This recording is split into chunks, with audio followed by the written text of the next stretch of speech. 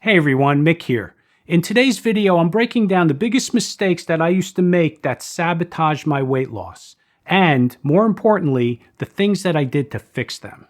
For years, I used to make the same mistakes over and over again, but not really making any progress.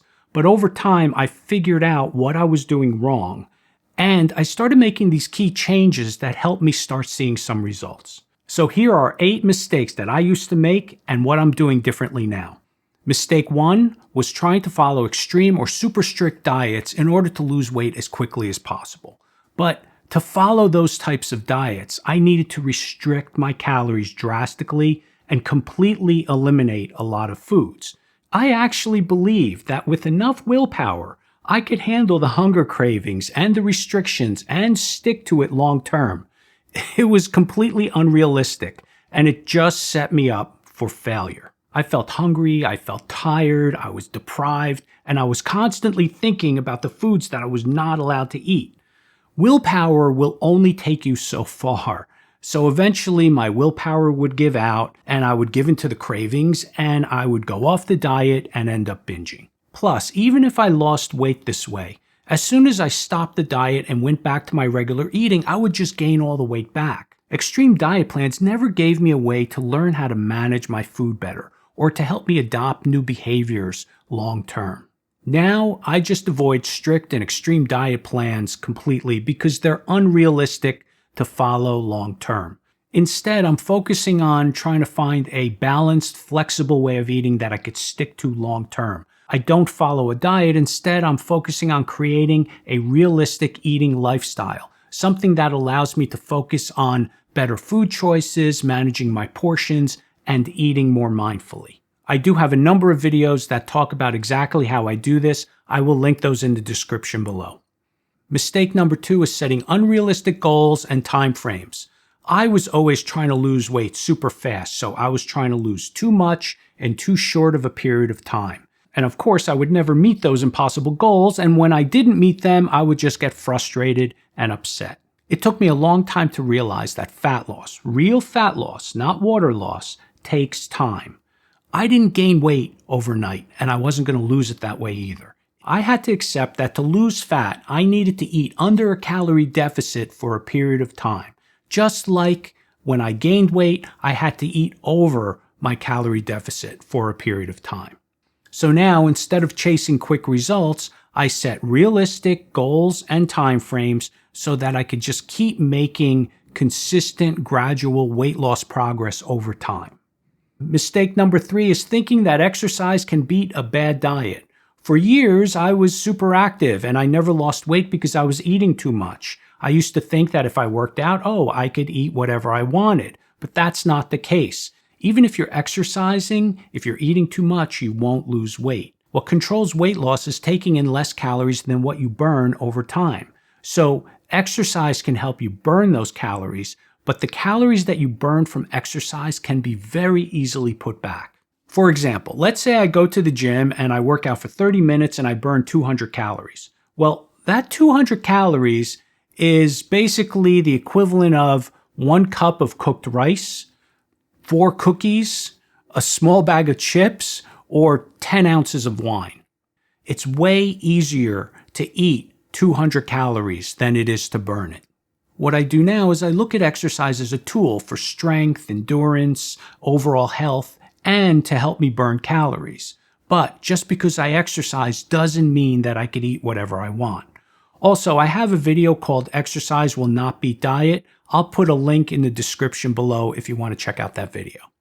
Mistake number 4 is letting one mistake derail my progress. When I used to diet, I would try to eat perfectly, especially when I was trying to follow those extreme diet plans. If I messed up even a little by eating a little too much or eating something that I should not have had, then I would just beat myself up. I'd feel like a failure. I'd feel guilty, and then I'd say, screw it. I'm just going to start again tomorrow. And I would abandon the diet and pretty much eat for the rest of the day.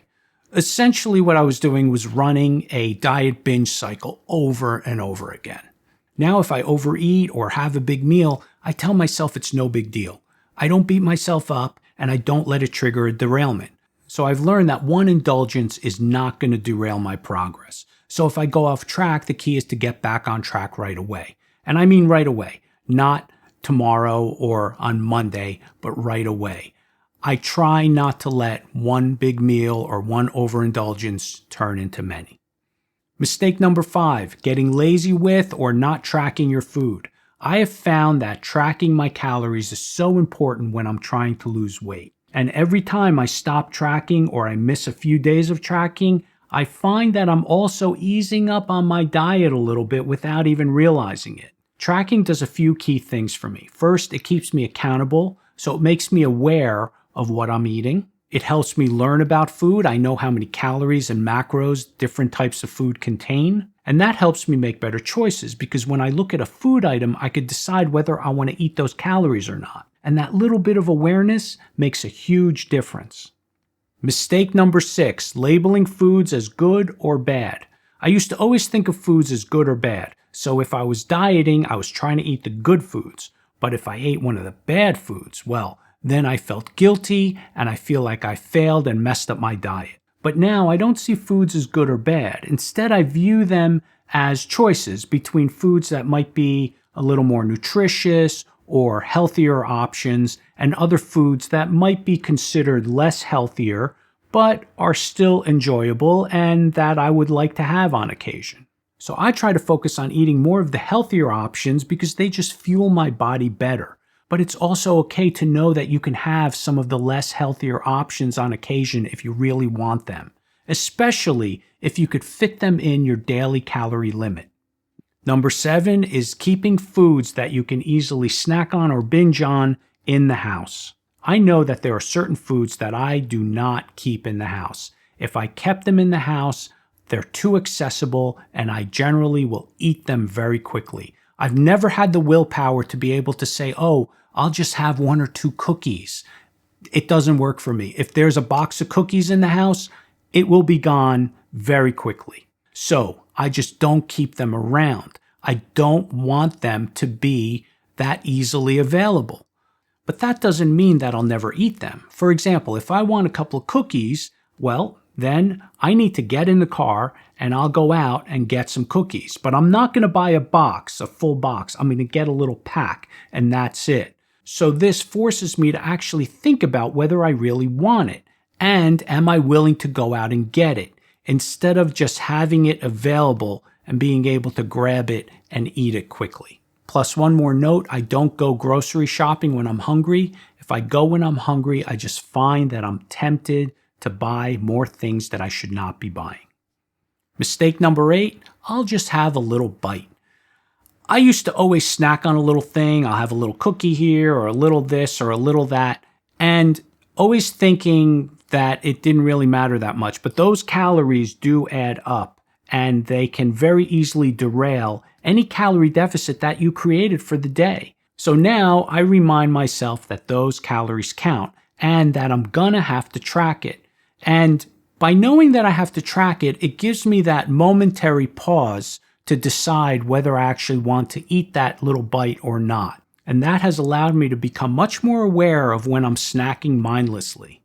So there you have it, the 8 mistakes that I used to make that sabotaged my weight loss progress.